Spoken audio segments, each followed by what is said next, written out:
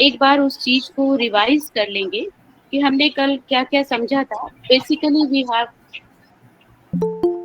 discussed about outcome based education and how the outcome based education will help us to design our curriculum. It will be helpful to design our teaching learning process as well as evaluation strategies.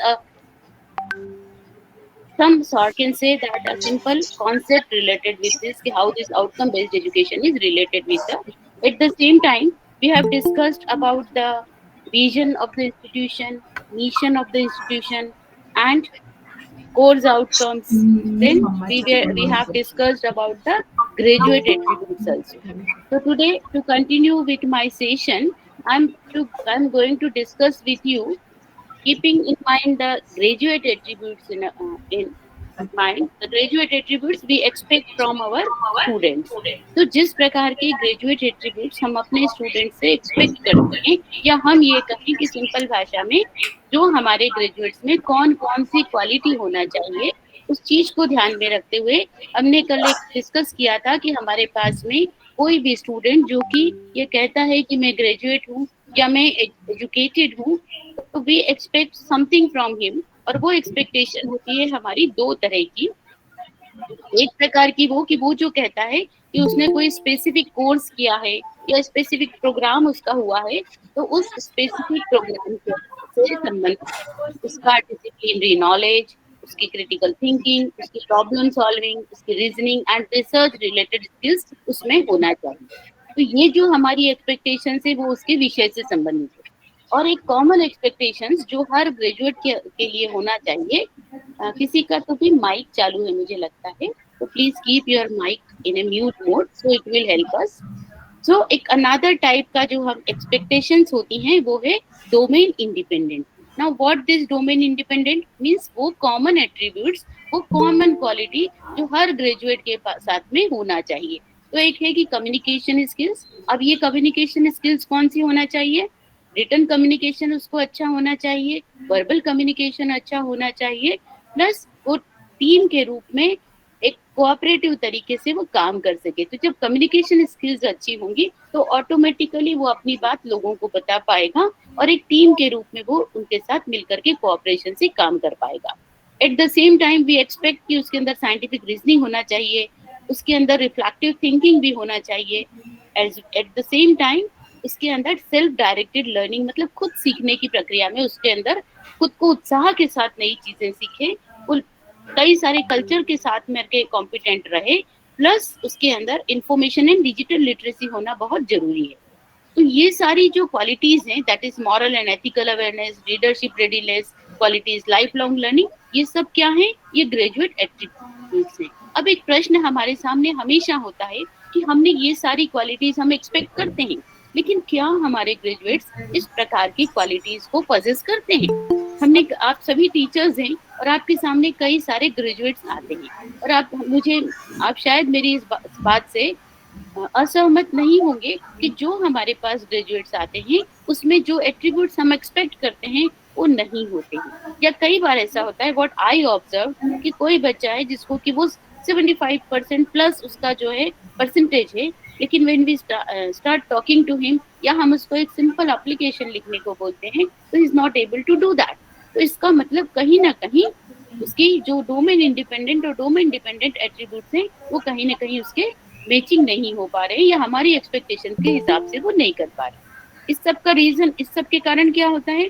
आपने देखा होगा कि एक university के जितने भी graduates हैं, एक कॉमन नोशन है कि उसमें से 80% जो ग्रेजुएट्स हैं they do not have employability skills. तो ये जो एम्प्लॉयबिलिटी स्किल्स नहीं है उसका भी एकमात्र कारण है कि ये जो हम ग्रेजुएट एट्रीब्यूट्स हैं इनको हमने कभी प्रॉपरली मेजर ही नहीं किया, या हमको उसके बारे में हमने कभी उस दृष्टिकोण से सोचा ही नहीं. हमने ये सोचा कि हमने उसको उसका विषय पढ़ा दिया तो ऑटोमेटिकली उसमें ये सब क्वालिटीज हो जाएंगी, लेकिन ऐसा नहीं होता है.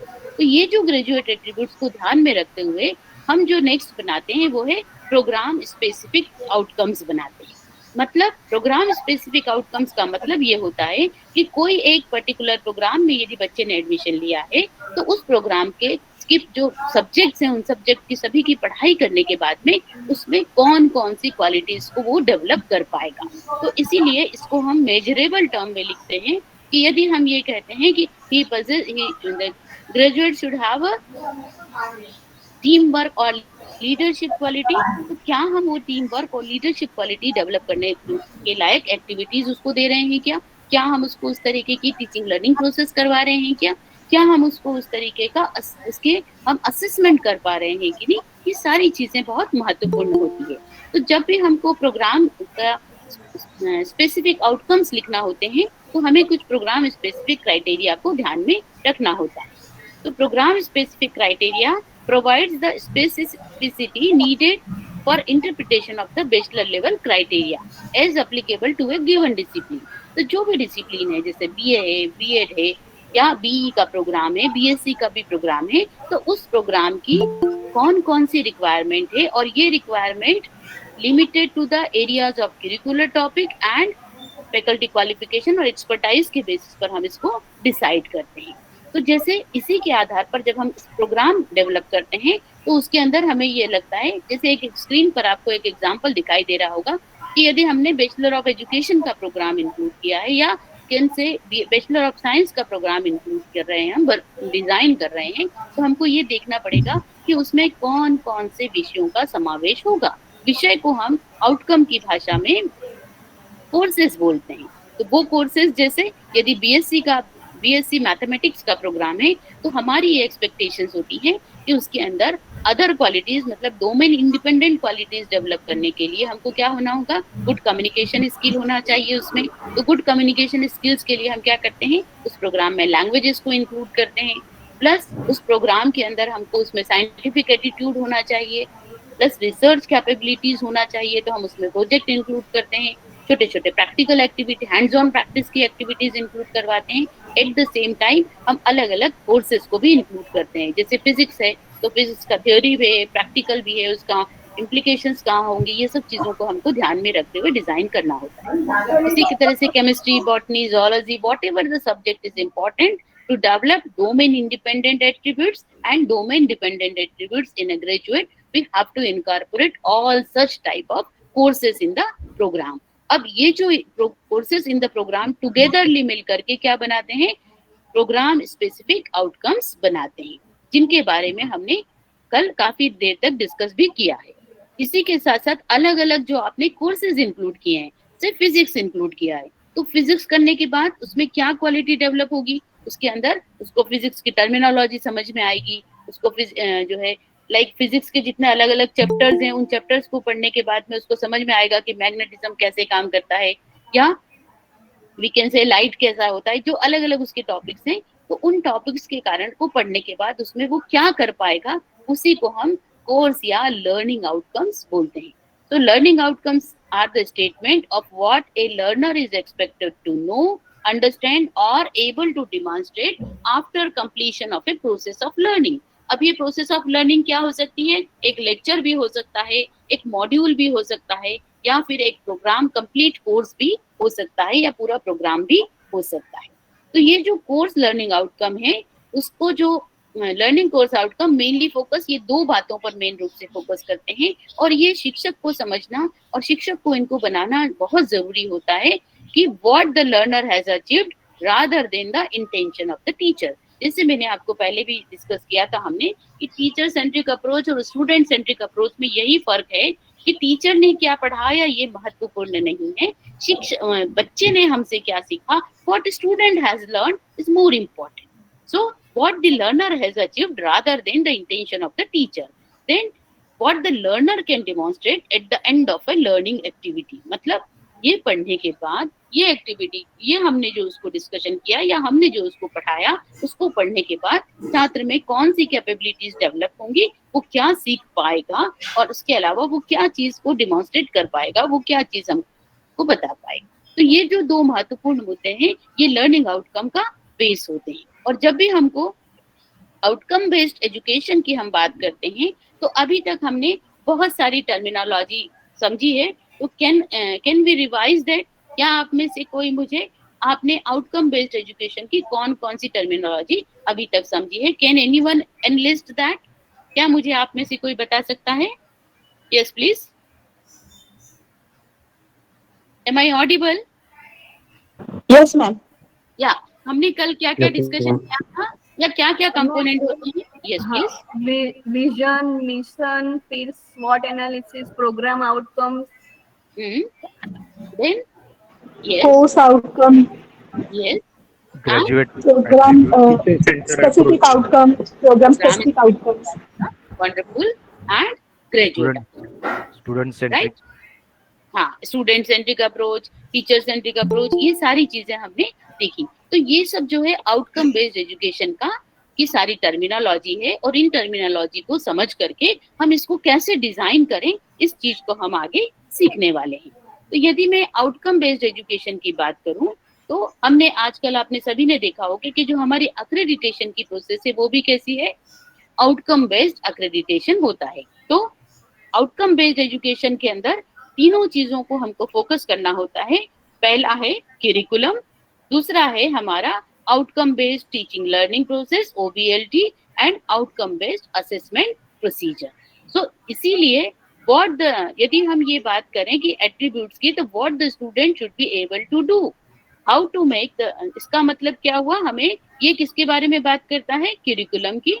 then how to make the student achieve the outcome, that is the part of your teaching learning process, and how to measure what the student has actually achieved or not, तो ये related होता है हमारा assessment। so outcome based education will is always focusing on curriculum designing, teaching learning process, and assessment strategies।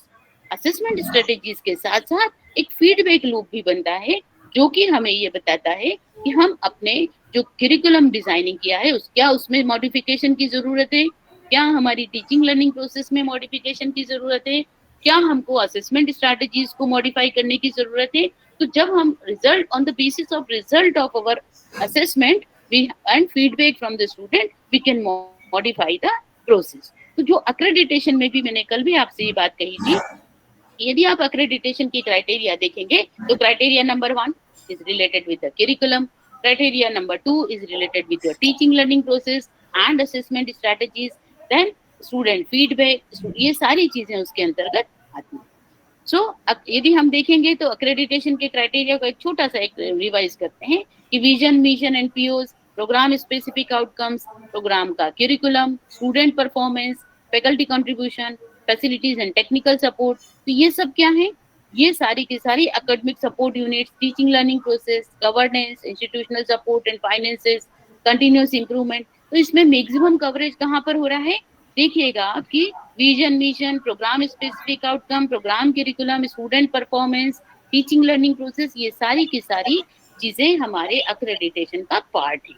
तो इसीलिए ये सबसे महत्वपूर्ण हो जाता है कि हम OBE की प्रोसेस को समझ लें, अपने क्यूरिकुलम को उसमें उसके हिसाब से मॉडिफाई कर लें, और फिर हमारी जो है हमारा काम बहुत आसान हो जाता है, हम बहुत इजीली कई चीजों को कर पाते हैं। तो अभी तक जो हमने डिस्कशन किया ये आपस में एक दूसरे से किस प्रकार से रिलेटेड है। तो यदि हम बॉटम अप अप्रोच से बात करें, तो सबसे पहले हर शिक्षक के पास क्या होता है, आप सबके पास अलग अलग कोर्सेस हैं, सभी के पास है अलग अलग कोर्सेज, कोई फिजिक्स पढ़ा रहा है, कोई केमिस्ट्री पढ़ा रहा है, कोई एनालिटिकल केमिस्ट्री पढ़ा रहा है। तो आपके जितने भी अलग अलग विषय हैं, उन विषयों को पढ़ने के बाद बच्चे के अंदर क्या कैपेबिलिटीज विकसित होगी। जैसे यदि मैं ये कहूँ कि वो जो है, एक छोटा सा एग्जाम्पल लेते हैं कि कोई मान लो एक छोटा सा कोई भी चीज हम पढ़ा रहे हैं, तो उसको पढ़ाने के बाद बच्चा उसके पढ़ने से वो क्या कर सकेगा, how he will apply that knowledge in his day to day situation, what he will be able to know and how he will be able to apply। तो ये चीजें हमारी क्या होती है, ये हमारी कोर्स आउटकम्स होती है। तो अलग अलग सारे कोर्सेज मिलकर के क्या बनाते हैं, प्रोग्राम बनाते हैं। तो सारे कोर्सेज का जो आउटकम होता है वो मिलकर के बनाता है प्रोग्राम स्पेसिफिक आउटकम, जो कि ग्रेजुएट एट्रीब्यूट्स के ऊपर बेस्ड होता है। उसी के आधार पर प्रोग्राम स्पेसिफिक आउटकम के बाद में हम प्रोग्राम आउटकम्स भी होते हैं कि 3-4 साल बाद पढ़ने के बाद उसमें कौन कौन सी क्वालिटीज वो वर्क प्लेस पर डिपिक्ट कर पाएगा। प्लस और इस प्रोग्राम आउटकम्स के साथ साथ मिशन स्टेटमेंट होता है और विजन स्टेटमेंट होता है। तो ये सब एक दूसरे के साथ लिंक्ड है। यदि हम ऊपर से नीचे चलेंगे तो vision, mission, programme outcomes, programme specific outcome and course outcomes होते हैं। तो इन सारी प्रक्रिया में हर शिक्षक का और हर स्टेक होल्डर का इन्वॉल्व होना बहुत जरूरी होता है, तभी हम सिस्टमेटिकली इस प्रोसेस को इम्प्लीमेंट कर पाएंगे। फिर ये जो आपने सारे के सारे कोर्स आउटकम्स ये सब डिजाइन किए हैं, उसके बारे में सबको अवेयरनेस होना बहुत जरूरी है। Awareness to all stakeholders on the defined vision and mission, programme specific outcomes, programme outcomes, course outcomes, इसके बारे में इसका वेबसाइट के ऊपर पब्लिश होना चाहिए, करिकुलम बुक्स में होना चाहिए, डिस्प्ले बोर्ड्स भी होना चाहिए, इसके लिए अवेयरनेस वर्कशॉप्स भी की जानी चाहिए periodically. Then prepare all stakeholders to reinforce with the activities achievement of vision mission। ये सब उनको पता होगा तो उससे क्या फायदा होगा, उससे पता होगा कि हमें कहाँ पहुंचना है और हम कहाँ पर खड़े हैं। सो इन सभी जो आपने डिजाइन करना है, इनके बीच में हमेशा कंसिस्टेंसी होना चाहिए। विजन के साथ मिशन की कंसिस्टेंसी, मिशन के साथ प्रोग्राम आउटकम्स की कंसिस्टेंसी, प्रोग्राम आउटकम्स के साथ में प्रोग्राम स्पेसिफिक आउटकम्स की कंसिस्टेंसी, प्रोग्राम स्पेसिफिक आउटकम्स के साथ कोर्स आउटकम्स की कंसिस्टेंसी होना बहुत जरूरी है। जैसे एक छोटा सा एग्जांपल ले लेते हैं, आपको स्क्रीन पर दिखाई दे रहा होगा कि एक यूनिवर्सिटी का विजन है कि to be a leading university for creation, preservation and dissemination of knowledge, training of knowledge workers for nation building and providing continuous support to the national development through technology।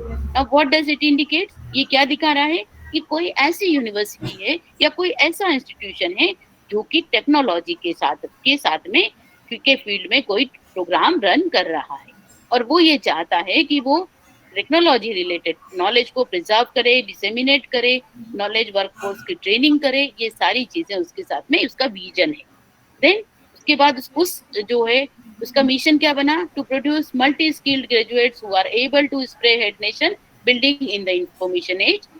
Then to provide opportunities to and resources for academic and researchers to carry out the state of art research and development work. क्योंकि जब knowledge creation की बात होती है तो आपको research को strengthen करना बहुत जरूरी होता है, तो इसलिए उसको रिसर्च के ऊपर भी ध्यान दिया गया है।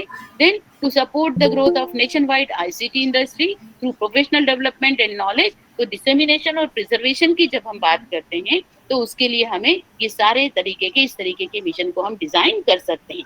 देन उसके प्रोग्राम आउटकम्स क्या होंगे, मतलब जो ग्रेजुएट वहां से पास होकर के निकलेंगे उसमें कौन कौन सी कॉम्पिटेंसीज होंगी जो कि 2-3 साल में भी डेवलप होंगी। That is to develop highly competent professionals specialised in the area of physical sciences and communication technologies in support to the related industry. इसका मतलब क्या हुआ कि वो जो इंस्टीट्यूट है वो कैसा है, वो कोई टेक्निकल इंस्टीट्यूट है जो कि फिजिकल साइंसेज और कम्युनिकेशन टेक्नोलॉजी के रिलेटेड कोर्सेज रन करता है। तो जो उसके ग्रेजुएट्स हैं वो कॉम्पिटेंट प्रोफेशनल्स होंगे जो कि आने वाले समय में नेशन के अंदर कम्युनिकेशन टेक्नोलॉजी या फिजिकल साइंसेस की इंडस्ट्री के ऊपर वो उसमें उनको सपोर्ट करेंगे। Then to produce innovative technical leaders that are able to contribute towards the advancement of material sciences and communication technologies. तो ये क्या हुए, ये इस पर्टिकुलर उसके। तो नाउ यहाँ पर आपको दिखाई दे रहा होगा कि इनके बीच में एक कंसिस्टेंसी है कि जो हमारे प्रोग्राम आउटकम्स हैं वो सपोर्ट कर रहे हैं मिशन को और मिशन सपोर्ट कर रहा है हमारे विजन को। तो इस तरीके से आप जो भी विजन और मिशन या प्रोग्राम आउटकम या प्रोग्राम स्पेसिफिक आउटकम्स बनाते हैं और कोर्स आउटकम्स बनाते हैं, उनके बीच में एक लिंकिंग कंसिस्टेंसी होना चाहिए जो कि एक एक करके उस स्टेप्स को वो फुलफिल कर पाए।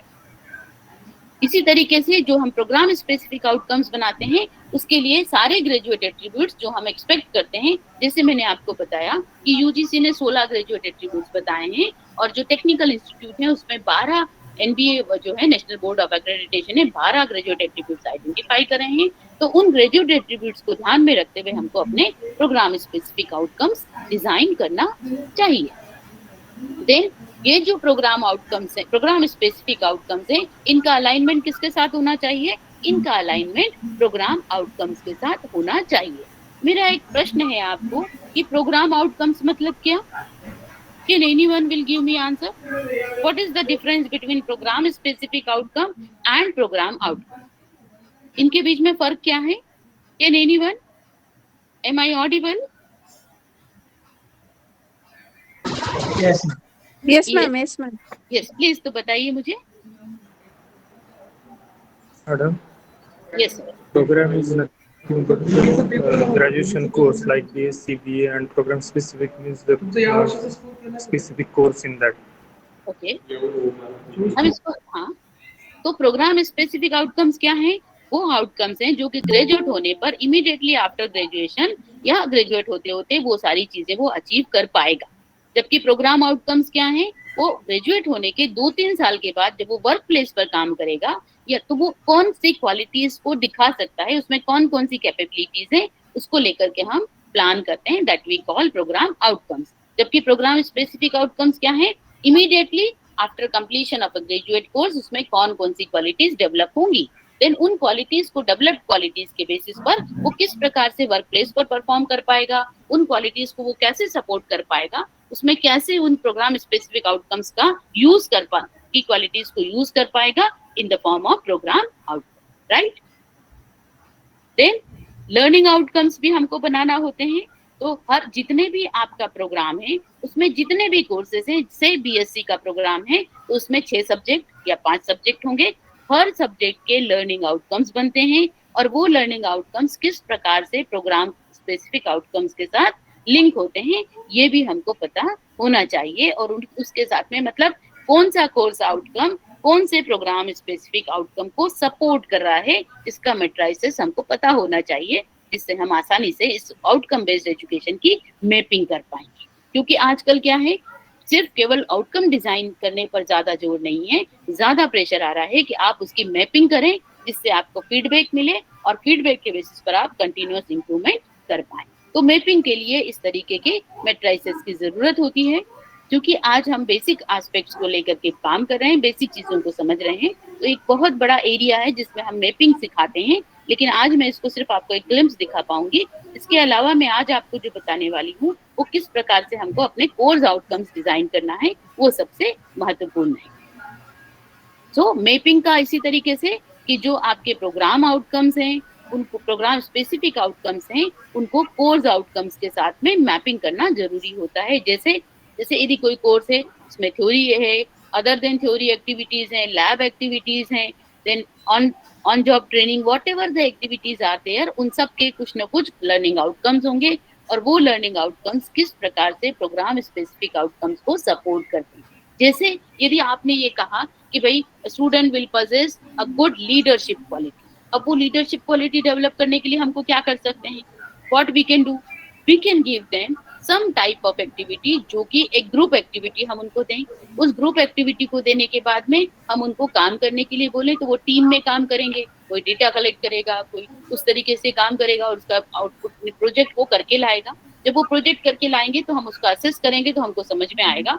तो इस तरीके की एक्टिविटीज से क्या होगा, बच्चों में लीडरशिप क्वालिटी डेवलप होती है, कम्युनिकेशन स्किल्स डेवलप होती हैं, प्लस उनके अंदर टीम में वर्क करने की कैपेबिलिटीज होती है, रिसर्च स्किल्स भी डेवलप हो जाती हैं, as well as problem solving abilities भी डेवलप होती हैं। तो ये सारी चीजों को हमको मैपिंग करना आना जरूरी है।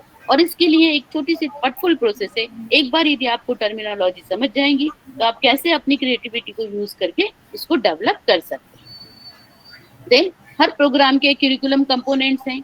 तो करिकुलम कंपोनेंट्स को जब हम डिजाइन करते हैं तब कितने क्रेडिट का कोर्स होगा, हर कोर्स को कितने क्रेडिट मिलेंगे, कितने आवर्स का कॉन्टेक्ट आवर्स होगा, कितने नंबर ऑफ क्रेडिट्स होंगे, उन क्रेडिट्स को लिंक करते हुए हमको प्रोग्राम स्पेसिफिक आउटकम और प्रोग्राम आउटकम्स को साथ में कोर्स आउटकम्स के साथ उसको डिजाइन हमको करना होता है। आप सभी को पता है कि यूनिवर्सिटी में चॉइस बेस्ड क्रेडिट सिस्टम लागू है, और जब यूनिवर्सिटी 2014 से ही चॉइस बेस्ड क्रेडिट सिस्टम लागू है, और जब भी हम सीबीसीएस की बात करते हैं तो हमारे सामने शब्द आता है क्रेडिट। क्रेडिट का मतलब होता है कि यदि एक क्रेडिट है तो इसका मतलब क्या हुआ, पर वीक 1 घंटे का उसका कॉन्टेक्ट आवर कंपल्सरीली होगा यदि वो थ्योरी कोर्स है। और यदि वो प्रैक्टिकल कोर्स है जिसका 1 क्रेडिट है तो इसका मतलब क्या हुआ कि कम से कम हर वीक में 2 क्लास उसकी प्रैक्टिकल की होना कंपल्सरी है। इसी तरीके से यदि 4 क्रेडिट का कोर्स है तो हर हफ्ते में 4 क्लास थ्योरी की, और प्रैक्टिकल का 4 क्रेडिट का कोर्स है तो हर हफ्ते में 8 क्लास प्रैक्टिकल की कॉन्टेक्ट आवर्स होना चाहिए, जिसमें हम हैंड्स ऑन प्रैक्टिस और बच्चे के साथ में कॉन्टेक्ट करें फेस टू फेस मोड में या ऑनलाइन मोड में, वॉट एवर इज देयर। तो इस तरीके से हमारे क्रेडिट्स असाइन होते हैं। तो ये सब जो है प्रोग्राम करिकुलम कंपोनेंट्स को ध्यान में रखते हुए, apart from the putting the content we have to frame the curriculum कि फ्रेमवर्क भी क्रेडिट के आधार पर हमको अपनी फ्रेमवर्क बनाना आना चाहिए. Then there must be a balance between laboratory work, between project work, because जो भी हमारे laboratory work and project work should contribute towards outcomes. Delivery method and assessment of the course is the very key aspect of any outcome based education. तो हमको अपने जो है courses के अंदर कितने लेक्चर्स होंगे, कितने ट्यूटोरियल्स होंगे, कितने प्रैक्टिकल्स होंगे, कितने कॉन्टेक्ट आवर्स होंगे और कितना क्रेडिट का वो कोर्स होगा, उसी के अंतर्गत हम कौन कौन सी प्रोजेक्ट करवाएंगे, कौन से एप्लीकेशन के बेस्ड होंगे, मल्टी जो भी होगा, ये सारी चीजों को यदि आप पहले से फ्रेम कर लेंगे तो आपका जो प्रोग्राम है वो totally balanced between theory and practice, practical activities हो पाता है. क्योंकि अब केवल थियोरेटिकल प्रोफेशनल्स से काम नहीं चलेगा. Why our higher education system is failing? Because we are not able to give them hands-on practice. तो उसी के कारण क्या होता है, आपने देखा होगा कि कई बार मैं ये देखती हूँ कि बच्चे एमटेक करे हुए हैं, बीई करे हुए हैं, लेकिन they are not able to fix a simple problem of machine या simple problem of any day-to-day life. तो ये जो हम हैंड्स ऑन प्रैक्टिस को हमको बढ़ाना होगा, चाहे आप थ्योरी कम पढ़ाएं, लेकिन उनको प्रैक्टिकल एक्सपोजर देना बहुत जरूरी है. क्योंकि no need to teach theory class 1-to-1. I just recommend that कि थ्योरी मत पढ़ाइए, उनको उस थ्योरी की कॉन्सेप्ट का एप्लीकेशन जरूर सिखाएं. जिस दिन आप एप्लीकेशन सिखाना शुरू करेंगे, बच्चे आपकी क्लासेस में आना की शुरुआत हो जाएगी. So there must be a balance between theory, practical and project activities. Then let us talk about the assessment methods and tools. तो अभी हम जो है असेसमेंट मेथड्स हमारे पास कौन कौन सी हैं? हमारे पास में दो तरीके की असेसमेंट मेथड्स का हम यूज करते हैं. एक को हम बोलते हैं डायरेक्ट असेसमेंट मेथड और दूसरे को बोलते हैं हम इनडायरेक्ट असेसमेंट मेथड. तो डायरेक्ट असेसमेंट मेथड में आप क्या क्या यूज करते हैं, जो आपको स्क्रीन पर दिखाई दे रहा होगा. हम एग्जाम्स लेते हैं, थ्योरी एग्जाम्स लेते हैं, मिड टर्म एग्जाम लेते हैं, एंड टर्म एग्जाम लेते हैं, ये सारी एग्जाम्स लेते हैं, उनको असाइनमेंट्स देते हैं, उनको प्रोजेक्ट्स भी देते हैं, हम उनको लैब एक्टिविटी भी देते हैं, हम उनसे प्रेजेंटेशंस भी कराते हैं. ये सब कौन सी टेक्निक्स हैं? ये डायरेक्ट असेसमेंट मेथड्स हैं, जो कि using measurable performance indicator of student.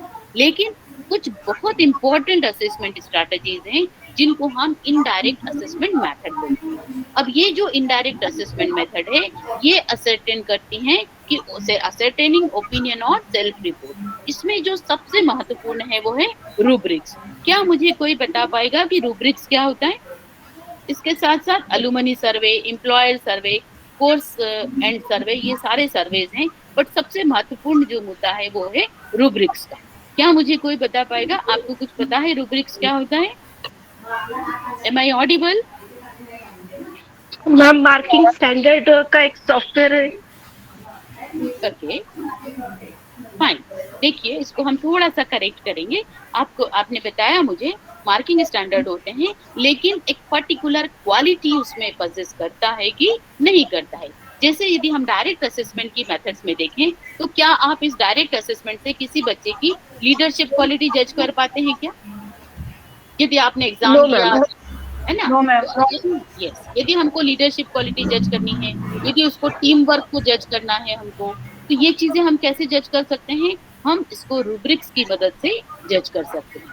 कैसे? इसको हम आगे समझने की कोशिश करते हैं कि रूब्रिक क्या होता है. Rubric is set of performance indicators which define and describe the important component of the work being completed. So it gives us information about individual students competency.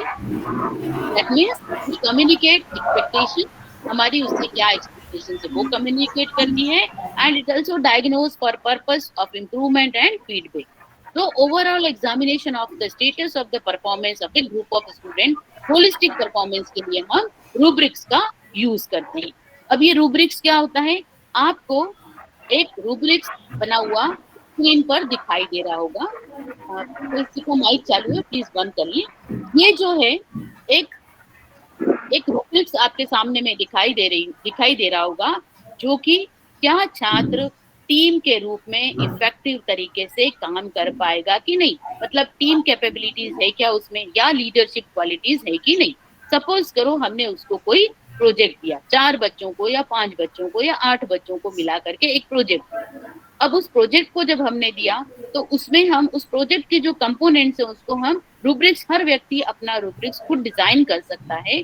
और रूब्रिक्स डिजाइन करने की बहुत सिंपल सी steps हैं जो मैं आज आपके साथ डिस्कस करना चाहती हूँ। कि सपोज करो हमने कोई एक वैसा प्रोजेक्ट दिया है जिसमें बच्चों को जाकर के किसी प्रॉब्लम का के ऊपर रिसर्च करना है, उसके आधार पर उनको डेटा गैदर करना है और डेटा गैदर करने के बाद कोई कंक्लूजन ड्रॉ करना है। अब जनरली क्या होता है, हम 4 बच्चों के प्रोजेक्ट दिया तो क्या चारों बच्चे उस प्रोजेक्ट को ठीक से करते हैं? नहीं। बिल्कुल नहीं कर पाते हैं। उसमें से 1 या 2 करता है और बाकी लोग उसका कॉपी करते हैं और उनकी कॉपी करे हुए प्रोजेक्ट को हमको हर एक बच्चे को 4-4 नंबर देना होता है। तो ये उस चीज को, समस्या को दूर करने के लिए हम क्या कर सकते हैं, हम रूब्रिक्स बना सकते हैं। जैसे मैंने आपको बताया कि हमने कोई प्रोजेक्ट किया जिसमें रिसर्च एंड गैदर इन्फॉर्मेशन का होगा, है ना। देन उसके बाद तो इसका मतलब क्या हुआ, हम उसके 4 पैरामीटर बना सकते हैं। अनसेटिस्फैक्ट्री, इसका मतलब क्या, does not collect any information related to the topic. मतलब प्लीज माइक बंद कर लें। जब हमने बच्चों को वो काम दिया उसमें से हो सकता है कि किसी बच्चे ने कोई भी काम नहीं किया हो तो हम उसको 1 नंबर दे सकते, 1 ग्रेड देंगे। प्लीज माइक बंद कर लें, प्लीज अपना mic mute. I request to all the participants, please keep your mic in a mute. Okay, so I just request someone has keep the mic mute. Someone's mic is on, please. So हम unsatisfactory, developing, satisfactory और exemplary, इस तरीके से हम उसको score दे सकते हैं और जो हमने एक्टिविटी की है उसको अलग अलग पार्ट में डिवाइड कर सकते हैं। जैसे research and gather information, fulfill teams roles and duties, share work equally, listen to other teammate. अब कोई बच्चा ऐसा है जो कि always talking, never allows anyone else to talk, तो ऑफ कोर्स उसकी वो उसमें जो है टीम के रूप में काम करने की कैपेबिलिटी नहीं है।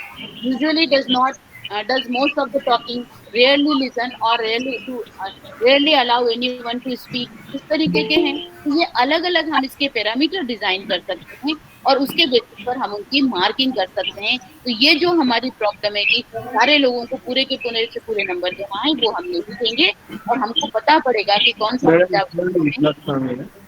सही में काम कर रहा है या कौन सा बच्चा सही में काम नहीं कर रहा है। तो इस तरीके के रूब्रिक्स आप सारी जो इसको हम ये कहते हैं कि कौन से डोमेन इंडिपेंडेंट जो एट्रीब्यूट्स हैं, उन डोमेन इंडिपेंडेंट एट्रीब्यूट्स को मेजर करने के लिए आप कई प्रकार के इस तरीके के रूब्रिक्स का यूज कर सकते हैं। और ये जो रूब्रिक्स है, ये रूब्रिक्स आपको बच्चे की क्वालिटीज के बारे में सही जानकारी दे पाएंगे। तो अब एक प्रश्न आता है कि हमको असेसमेंट कब करना है। तो यदि हम कोर्स आउटकम का असेसमेंट को कोर्स कंप्लीशन पर करना होता है। Please keep your mic in a mute mode, it is disturbing to me also. Tripti madam, Tripti Reddy, please mute yourself. So हमको जो हमारे कोर्स आउटकम्स हैं, कोर्स आउटकम मतलब आप जो अलग अलग विषय पढ़ा रहे हैं उन अलग अलग विषय का आउटकम्स को आप कोर्स कंप्लीशन के ऊपर उनका मेजरमेंट करेंगे, असेसमेंट करेंगे। प्रोग्राम स्पेसिफिक आउटकम्स हैं, उनका ग्रेजुएट होने के समय में या जब प्रोग्राम कंप्लीट हो जाएगा उस समय असेसमेंट करेंगे। और प्रोग्राम आउटकम्स का few years after graduation 4 to 5 years में आपको इसका प्रॉपर असेसमेंट हो पाता है। सो देन उनके असेसमेंट के यदि मैं टूल्स की बात करूं तो प्रोग्राम आउटकम जो कि 4-5 इयर्स के बाद या 3-4 इयर्स के बाद में है, तो इसका जो डेटा है it may be collected progressively. Survey question should not elicit the required information, ऐसा नहीं कि हम बहुत ही कंफर्मेटिव ऑब्जेक्टिव वाले नहीं हों। जैसे यदि हम ये कह रहे हैं कि हमारे जो ग्रेजुएट्स हैं उनमें लीडरशिप की क्वालिटी है, तो our institution is producing the graduates with leadership quality. अब हमको ये चीज किससे पूछना है, एम्प्लॉयर से पूछना है। तो हम क्या प्रश्न पूछ सकते हैं, क्या ये पूछें कि उनमें लीडरशिप क्वालिटी है? नहीं, हम क्या पूछेंगे, लीडरशिप आपके जो काम कर रहे हैं उनमें लीडरशिप क्वालिटी है कि ये क्या हुआ, ये कंफर्मेटरी क्वेश्चन हुआ। ये हमें इस टाइप के प्रश्न फ्रेमिंग नहीं करना है। हमको उनसे एक इनडायरेक्ट क्वेश्चन पूछना है कि एट विच लेवल या position our graduate in your organization. जब हमने ये पूछा कोणी मुद्दाम इथली गोष्ट बाहेर सांगितली असेल आणि कॅमेऱ्यावर आणलं असेल तो गोष्ट नाही. आवाज ऐकवलं पण नाही. सरांनी आवाज ऐकवले. I request you कोणी to ऐकलं? keep your mic and mute. सरांनी तुम्ही ऐकलं का? सरांनी कॅमेरा मोबाईल दाखवला. All एक the मिनिट मॅडम, participants. एक मिनिट मॅडम, एक मिनिट. सर काय म्हणे आवाज खूप लागतो. आता ते कंपल्सरी आई किसका माइक ऑन है? I am not getting. Okay, no issue. कोई बता पाएगा किसका माइक ऑन है? मला नाही वाटत की Abha, camera okay okay. Abaka, ma'am. Abaka. दाखवलं. आबा. Okay. So, yes madam. yeah, आपण thank इथे you. कोणतं गेम खेळतो. हाँ मैम रुकिए मैडम, फिर से किसी का कोई माइक ऑन है, just ma'am minute. It's Abha Manapure Abha madam kindly mute yourself. Madam पण येऊन बसल्या होत्या. एक मिनट हाँ, please wait. Okay. Please wait ma'am.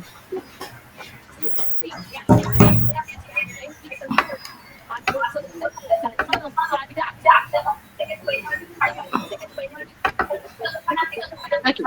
Can we start, ma'am? एक minute. Yes ma'am. Yes, yes. Okay. So, जब हमको प्रोग्राम आउटकम का असेसमेंट करना होता है तो वी कैन फ्रेम एम्प्लॉयर सर्वे, और एम्प्लॉयर सर्वे जब हम फ्रेम करेंगे तो इनडायरेक्ट क्वेश्चंस आपको फ्रेम करना जरूरी होता है. Instead of asking whether our students are having leadership quality or not, don't ask such type of question in your survey. You can ask at which level position our college graduates or passed out students are working in your organization. At the same time, we can ask them for how many years they are working. If he says that they are working on a lowermost position, so we can have idea that they do not possess much leadership quality. If they say that no, they are working in a higher position, most of them are working in a managerial position or some top level positions, then we can say that we can have idea that our graduates are having the good leadership quality. तो इस तरीके से हम जो employer सर्वे है, employer satisfaction survey, उसको हम हर साल भरवा के ले सकते हैं. अलुमनी सर्वे हम ईयरली ले सकते हैं. और हमारे जो प्लेसमेंट रिकॉर्ड्स हैं, जो हमारे हायर एजुकेशन में जाने वाले रिकॉर्ड्स हैं, उसके बेसिस पर भी हमें आइडिया होता है कि whether our students are willing to learn more, whether our students are getting placement with the on required qualities. So ये चीजें हमारे लिए बहुत महत्वपूर्ण टूल होती है. देन तो program outcome assessment tools for all courses. End of course survey आप क्वार्टरली ले लें. इंस्ट्रक्टर्स इवैल्यूएशन रिपोर्ट हो सकती है, डिपार्टमेंट परफॉर्मेंस रिपोर्ट हो सकती है, student exit survey is also one of the way, alumni survey, alumni advisory board survey, student advisory committee. इन सब से जब हम फीडबैक लेते हैं तो एक बेटर असेसमेंट हो जाता है. Then assessment of the end of the attainments of program outcomes और प्रोग्राम स्पेसिफिक आउटकम्स का स्क्रीन पर आपको दिखाई दे रहा है. इंडस्ट्रियल सर्वे, अलुमनी सर्वे, ये सारी चीजें आपके सर्वे के बेसिस पर आप अपने जो आपने गोल सेट करे हैं और उन गोल्स को आप अचीव कर पाए कि नहीं, उसका हम एनालिसिस कर पाएंगे. Then assessment of attainment of program specific outcomes through each course के लिए डायरेक्ट और इनडायरेक्ट दोनों तरीके से हम कर सकते हैं.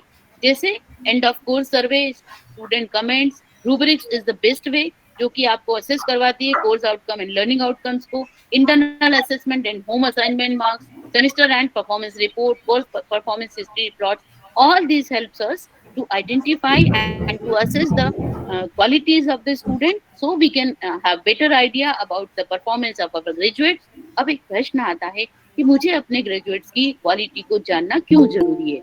क्योंकि समय बदल गया है. हमने केवल इंस्टीट्यूशन में कोई प्रोग्राम रन कर रहे हैं या हमने बच्चों को पढ़ा दिया, उससे काम नहीं चलता. हमारे इंस्टीट्यूशन की रेपुटेशन इस बात पर बनती है कि हमारे कितने बच्चों में क्या क्वालिटीज हैं और वो कितना अच्छा अपने लाइफ में परफॉर्म कर पा रहे हैं, वो कितना अच्छा प्लेस हो पा रहे हैं. आपने देखा होगा कि कई इंस्टीट्यूशन है जो कि टॉप मोस्ट लेवल पर आते हैं.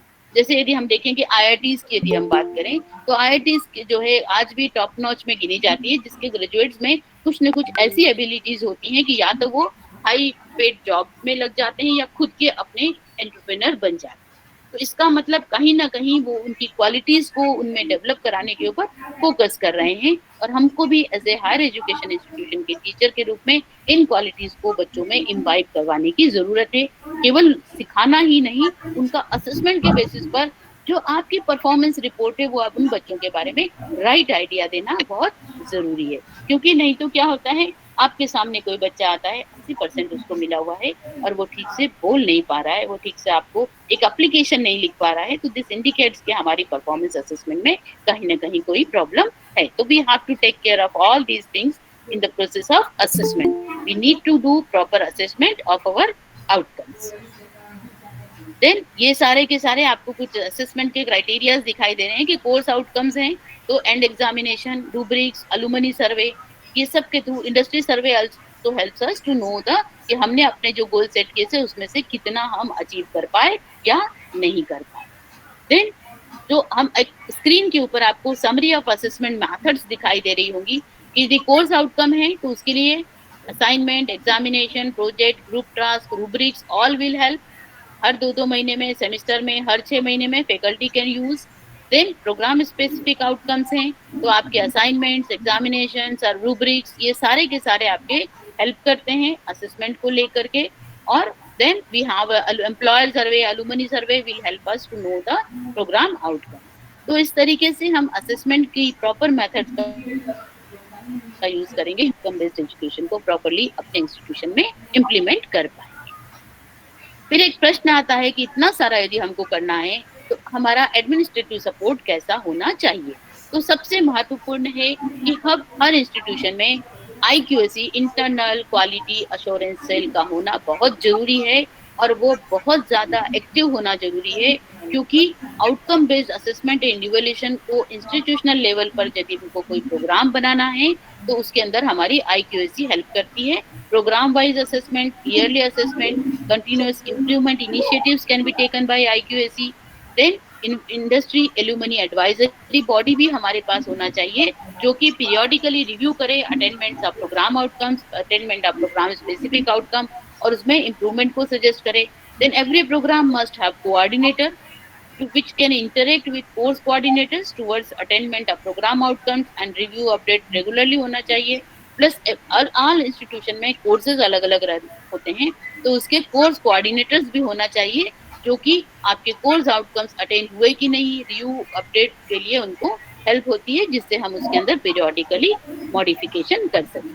सो इस तरीके से यदि हम आउटकम बेस्ड एजुकेशन को इम्प्लीमेंट करते हैं तो ये सारी चीजें हमारे लिए एक महत्वपूर्ण मुद्दा होती हैं.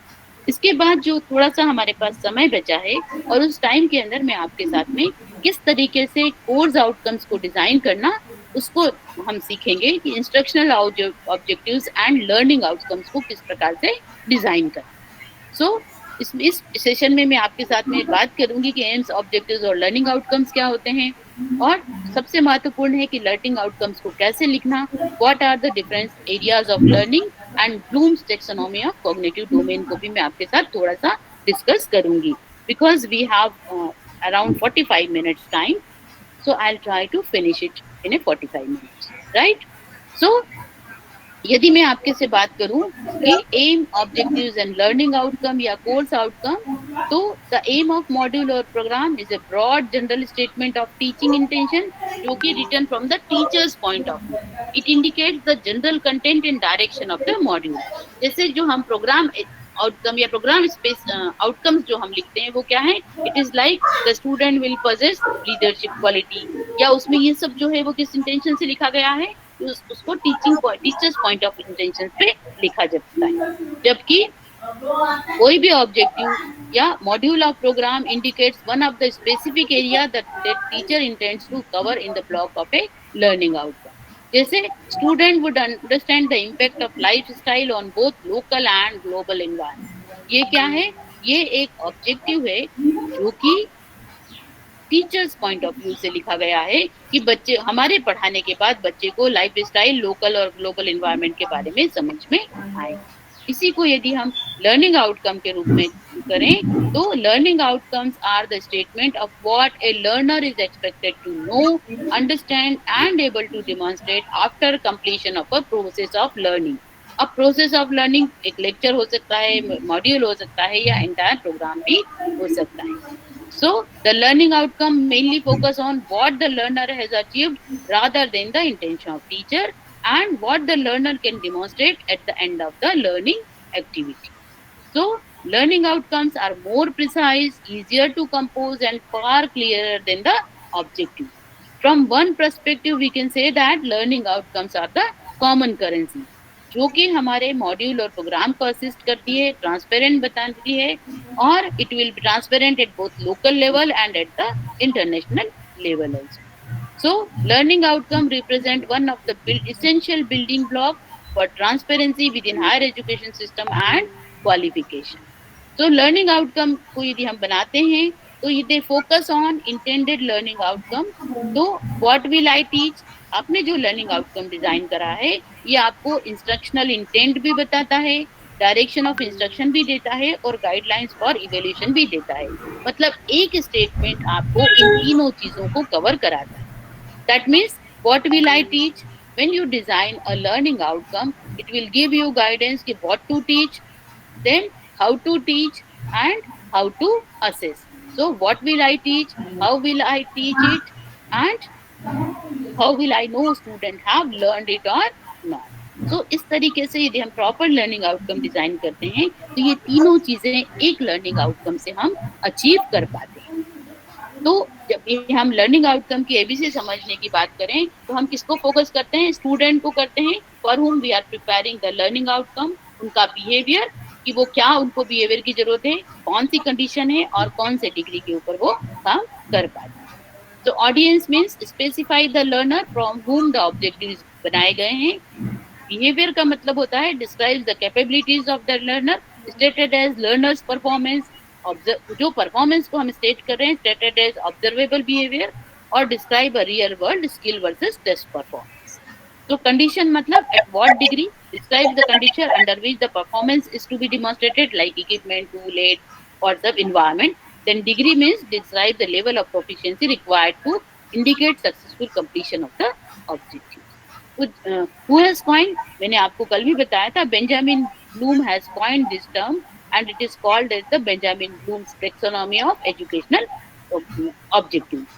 And according to Benjamin Bloom, learning as a process built upon formal learning to develop more complex level of understanding.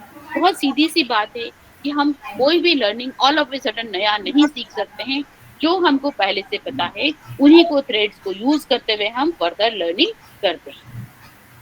और इसका सीधा सा एग्जाम्पल है कि हमारे बच्चे हमसे ज्यादा अच्छा आज के हमारे मोबाइल को हैंडल कर पाते हैं बिकॉज उनको मोर एक्सपोजर टू टेक्नोलॉजी है और वो उस टेक्नोलॉजी एक्सपोजर को यूज करते हुए टेक्निकल प्रॉब्लम्स ज्यादा अच्छे से हमसे हमारे से ज्यादा अच्छा सॉल्व कर पाते हैं. इसीलिए जो प्रीवियस लर्निंग है उसको ध्यान में रखना बहुत जरूरी है.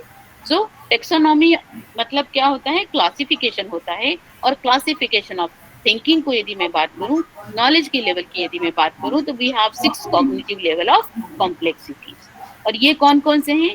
स्क्रीन के ऊपर आपको एरियाज ऑफ लर्निंग दिखाई दे रहे होंगे which is related with aspect of growth through curricular input. तो वी हैव 3 बेसिक डोमेन्स.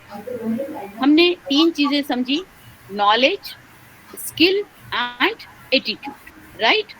तो जब हम इन तीनों डोमेन के ऊपर काम करने की बात करते हैं तो नॉलेज इज बेसिकली क्या है? The activity which we perform through our head. That means आपकी थिंकिंग, आपका नॉलेज एक्वायर करना.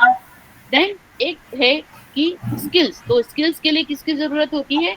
Skill is associated with your hand and mind and body coordination. तो वो उसके अंतर्गत हम उसको क्या बोलते हैं?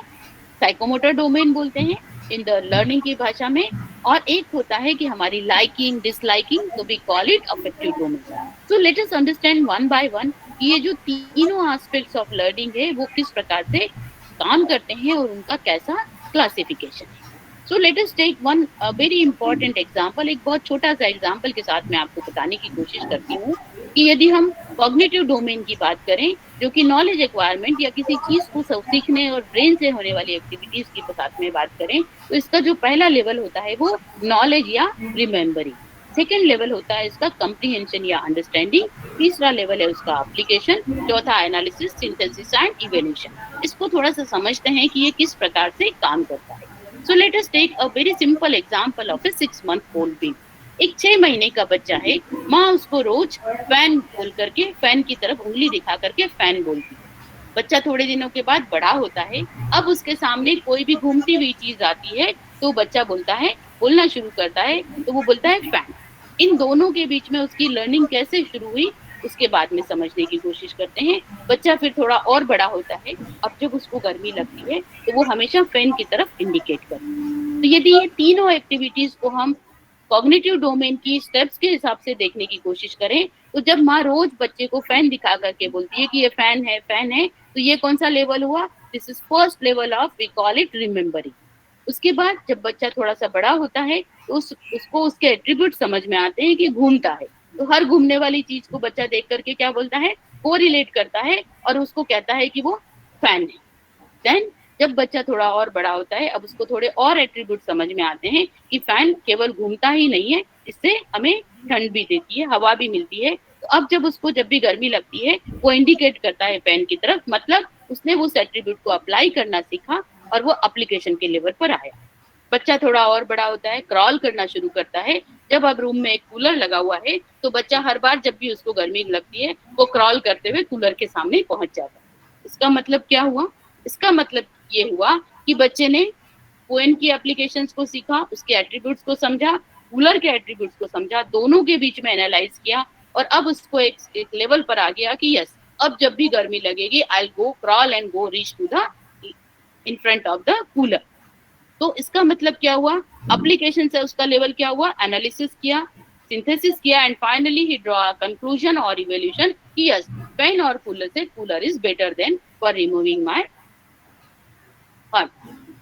तो ये जो एस्पेक्ट है ये हमारा इसी तरीके से हमारे क्लासरूम के सीखने की प्रक्रिया भी होती है। से यदि हमने बच्चों को कोई डेफिनेशन पढ़ाई, कोई कॉन्सेप्ट सिखाया, उनको बोला कि आप इसको डिफाइन करो, उनने डेफिनेशन बोल दी उसके साथ में, तो इसका मतलब क्या हुआ? उनका नॉलेज लेवल है केवल उन्होंने रट लिया। उसके बाद डेफिनेशन के बाद उसके एग्जांपल्स कोट करने के लिए बोला तो थोड़ा सा उस डिफाइन करके अंडरस्टैंडिंग लेवल बढ़ा। फिर उस कॉन्सेप्ट को डे टू डे लाइफ में उसके एप्लीकेशन कहाँ करोगे? देन एप्लीकेशन का लेवल तक आया जब हमने उनसे पूछा कि एक कॉन्सेप्ट और दूसरे कॉन्सेप्ट के बीच में तुलना करो, विच वन इज बेटर, तो they will come into the analysis phase, then they draw a conclusion. Finally एक इस तरीके से हमारे क्लासरूम में भी इसको हम अप्लाई करते हैं। Let us take another example of affective domain, how our liking and disliking develops. So यदि रेडियो पर कोई गाना बज रहा होता है तो आप क्या करते हैं? Can anyone will give me answer? हम साथ में गाते हैं मैम। ओके, क्या हर गाने के साथ आप गाते हैं? जो आता है उसके साथ पसंद है उसी गाने के साथ जो पसंद। हाँ, हम एंजॉय म्यूजिक। यस, तो देखिए आपने क्या किया, आपको अफेक्टिव डोमेन को साथ इसको लिंक करते हैं कि हमने कोई गाना बज रहा था उसको रिसीव किया, राइट? रिसीव करने के बाद हम क्या करते हैं? उस पर रिस्पॉन्ड करते हैं। यदि हमको पसंद आया तो हम रेडियो की वॉल्यूम बढ़ाते हैं, उसके साथ गाना शुरू करते हैं। यदि पसंद नहीं आया तो वॉल्यूम कम कर देते हैं और उसको बंद करने की कोशिश करते हैं। That means receiving, responding, then you value. यदि आपको पसंद आया तो आप उसके साथ गुनगुनाने लगे, वॉल्यूम बढ़ाया। उसके बाद आपके मन में एक उत्सुकता होती है कि गाना किसने गाया, कौन इसका सिंगर है, कौन सी फिल्म का गाना है, कब का गाना है, ये सारी चीजें आप करते हैं। That means you are trying to value and you are trying to organization. धीरे धीरे आप उस सिंगर के और गाने सुनने की कोशिश करते हैं, उसके बारे में आप और जानने की कोशिश करते हैं, उस फिल्म के और गाने सुनते हैं। इस तरीके से आप क्या करते हैं? धीरे धीरे आप इंफॉर्मेशन को ऑर्गेनाइज करते हैं एंड फाइनली आपको लगता है कि यस, से लता मंगेशकर का गाया हुआ गाना था और लता मंगेशकर के 2-4 और गाने सुने तो आपको लगता है कि यस, मतलब the liking towards that. And आप जब भी आपसे अब ये पूछा जाता है कि सबसे अच्छा आपकी पसंद का सिंगर कौन है, इमीडिएटली आप बोलते हैं कि Lata Mangeshkar. That means it forms your character. तो कैरेक्टराइजेशन की जो प्रक्रिया है वो हर सीखने की, हर लाइकिंग डिसलाइकिंग डेवलप होने की प्रक्रिया इसी तरीके से होती है। आप किसी पर्सन से मिलते हैं, उसकी बात करते हैं, उसकी बातचीत पर रिस्पॉन्ड करते हैं, उसके बारे में उसको वैल्यू करते हैं, उसके बारे में और जानते हैं, फाइनली आपकी लाइकिंग और डिसलाइकिंग डेवलप होती है। तो ये जो है इसी तरीके से बच्चों में एटीट्यूड और एट्रीब्यूट्स जो है हमारे, और ये जो है this domain is deals with your emotions, this domain is deals with your heart. तो we have 3H, head, heart and hand. Let us try to understand कि साइकोमोटर डोमेन मतलब स्किल। स्किल हमेशा किसके साथ शुरू होती है? हमारे हैंड बॉडी माइंड कोऑर्डिनेशन के साथ होती है। तो I will give you one example कि आप में से कितने लोगों ने साइकिल चलाना सीखी है, आप most of the people they know the bicycle riding, और क्या आप अपना बाइसिकल राइडिंग का अनुभव मेरे साथ शेयर कर सकते हैं, जब आपने शुरुआत में बाइसिकल चलाना सीखी थी, या बच्चे जब बाइसिकल चलाते हैं तो क्या होता है? Can anyone will explain that? Ma'am पहले बैलेंस ही करना आता, बैलेंस की वजह से कई बार गिर जाते हैं, डर लगता है चलाने में, बैठने में। ग्रेट। तो देखिए, इस चीज को और थोड़ा सा समझने की कोशिश करते हैं कि सबसे पहले क्या हम बैलेंसिंग पर जाते हैं? नहीं। जैसे ही बच्चे के सामने या जैसे ही हमारे सामने साइकिल आई थी तो हमको उसके प्रति इमिटेशन होता है। जस्ट इमेजिन कि 3-4 साल का बच्चा है और कोई साइकिल उसके सामने रख दी जाए तो वो सबसे पहले उसके प्रति इमिटेट होता है। इमिटेट होने के बाद क्या करता है? वो धीरे धीरे उस साइकिल के पास जाता है, उसको छूता है, उसके पेडल घुमा के देखता है, उसका हैंडल घुमा के देखता है। तो इमिटेशन के बाद नेक्स्ट स्टेज क्या होती है? मैनिपुलेशन। मैनिपुलेशन की प्रक्रिया बहुत लंबी चलती है। वो हैंडल पकड़ता है, पैडल घुमाता है, फिर धीरे से साइकिल को हाथ में लगा करके थोड़ी दूर साइकिल के साथ चलता है, फिर धीरे से एक पैर पैडल पर रख करके उसको घुमाने की कोशिश करता है। धीरे धीरे प्रिसीशन और मैनिपुलेशन एक साथ चलता है। जैसे जैसे एक पैडल से चलाना शुरू किया, फिर धीरे धीरे वो दूसरा पैडल के साथ, जिसको हम बोलते हैं ना कैंची साइकिल हमने बचपन में चलाई थी, तो वो शुरू होता है। मैनिपुलेशन एंड प्रिसीशन दोनों प्रोसेस एक साथ चलती रहती है। और ग्रेजुअली एक पैर से चलाया, फिर दोनों पैर से चलाया, देन हैंडल बैलेंस आया, फिर धीरे धीरे क्या हुआ? थोड़ा और मैच्योर हुआ, बड़ी हमारी और लर्निंग मैच्योर हुई, तो हम सीट पे बैठ करके चलाना शुरू करते हैं। सीट पर बैठते समय आपको याद होगा बहुत कॉन्शियसली चलाते रहते थे। तो ग्रेजुअली प्रिसीशन के साथ साथ आर्टिकुलेशन हो जाता है। थोड़े समय के बाद ऐसा होता है कि कब आप सीट पर बैठे और कब अपने स्कूल पहुंच गए या कब आप अपनी डेस्टिनेशन पे पहुंच गए आपको नहीं पता होता है। बहुत सारी चीजें आप करते रहते हैं और ये हैबिट फॉर्मेशन हो जाता है and we call it naturalization. तो सारे प्रकार की स्किल्स हैं वो हम इसी तरीके से सीखते हैं, चाहे वो स्विमिंग हो, चाहे वो फुटबॉल प्लेइंग हो, या कोई प्रैक्टिकल एक्टिविटी हो, कोई मशीन ऑपरेशन हो, या कोई भी चीज हो, साइकिल चलाना हो। ये सारी एक्टिविटी हमारी साइकोमोटर डोमेन की इसी तरीके से होती है कि आप सबसे पहले उस चीज की तरफ अट्रैक्ट होते हैं, उसको मैनिपुलेट करते हैं, धीरे धीरे उसकी थोड़े थोड़े टूल्स, डिसीजन आता चले जाता है, आर्टिकुलेशन होता है, and finally you learn the skill permanently, और वो आप कभी भी नहीं भूलते हैं। चाहे आप कितने भी साल के बाद आपके पास साइकिल आएगी तो आप तुरंत उसके ऊपर उस स्किल्स को आपकी चालू हो जाती है और आप उसको लिखते हैं। इसी तरीके से स्विमिंग की भी प्रक्रिया होती है। तो ये जो हमारे तीनों डोमेन्स हैं, ये तीनों डोमेन्स की यदि हम सीखने की प्रक्रिया को समझ लें और उन प्रक्रिया के आधार पर यदि हम बच्चों की परफॉर्मेंस को सिखाएं तो हमारे लिए बहुत आसान होता है। So cognitive domain deals with your head, affective domain deals with your heart, and psychomotor deals with your hand. So we have learning 3H. That 3H is having the different aspects. So cognitive domain जो areas of learning है, इसको हम देखते हैं कि जो blooms की taxonomy थी उसमें cognitive domain में remembering, understanding, applying, analyzing, evaluating and creating. जब ओरिजिनल वर्क था वो नाउन फॉर्म में क्रिएट किया गया था, लेटर ऑन उस वर्क को उसको वर्बल वर्ब के रूप में कन्वर्ट किया गया उस नाउन फॉर्म को, और जो नॉलेज और अंडरस्टैंडिंग, नॉलेज और रिमेम्बरिंग था उसको रिमेम्बरिंग, अंडरस्टैंडिंग, कंप्रिहेंशन को applying, analysing, evaluating and creating. इसी तरीके से अफेक्टिव डोमेन को यदि हम देखें तो receiving, responding, valuing, organization, organizing and conceptualization, characterizing और वैल्यू कॉन्सेप्ट। इसी तरीके से यदि हम साइकोमोटर डोमेन को देखें तो imitating, manipulating, precisioning, articulating and naturalisation. ये जो हमारे लर्निंग के जो डोमेन्स हैं, इस तरीके से हम इनको वर्ब फॉर्म में यूज कर सकते हैं। सो 1956 में ब्लूम ने सबसे पहले प्रपोज किया था और इसके ऊपर उन्होंने knowledge, comprehension, application, analysis, synthesis, evaluation ये सब नाउन फॉर्म में लिए थे, उसको उन्होंने वर्ब फॉर्म में कन्वर्ट किया है। तो यदि हम ब्लूम्स टेक्सोनॉमी को और समझने की कोशिश करें तो यदि हम नॉलेज को देखें तो नॉलेज का मतलब knowledge retention for is the base for higher order thinking. तो रिकॉल, देन और कंप्रिहेंशन ये लोअर ऑर्डर थिंकिंग स्किल्स होती हैं। कोई भी इंफॉर्मेशन को, नॉलेज को recall and understanding, then application मतलब using knowledge in new situation, analysis means breaking things down, critical thinking develop होती है, synthesis means putting things together, creating creative thinking, and evaluation means judgment. तो ये जो है application, analysis, synthesis, evaluation और creation जिसको हम बोलते हैं, ये higher order thinking skills जिसको हम HOTS बोलते हैं, जबकि लोअर ऑर्डर थिंकिंग स्किल्स होती हैं वो नॉलेज एंड कंप्रीहेंशन। यदि आप इस बहुत ध्यान से अपने क्वेश्चन पेपर्स को या हमारे ध्यान से क्लासरूम की एक्टिविटीज को समझने की कोशिश करें तो most of time we are focusing on development of lower order thinking skills only, क्योंकि हम क्वेश्चन पेपर में भी नॉलेज और comprehension rarely we ask about the application analysis और सिंथेसिस। तो यदि हमको अपनी परफॉर्मेंस, स्टूडेंट की परफॉर्मेंस को इम्प्रूव करना है तो we have to focus more and more on development of higher order thinking skills.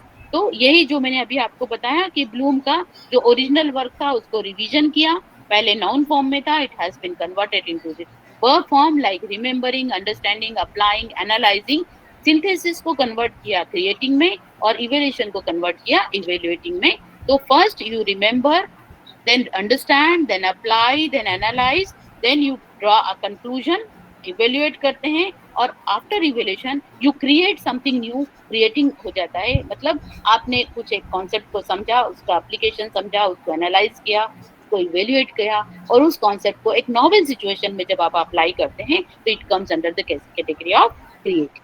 तो ब्लूम्स की जो इस तरीके की टेक्सोनॉमी है इसको हम क्लासरूम एप्लीकेशन में भी यूज कर सकते हैं। तो remembering and understanding are the lower level, middle level में आता है अप्लाइंग एंड एनालाइजिंग और हायर लेवल पे आता है evaluating and creating. So as a teacher of higher education we should focus more and more on the development of higher order thinking skills.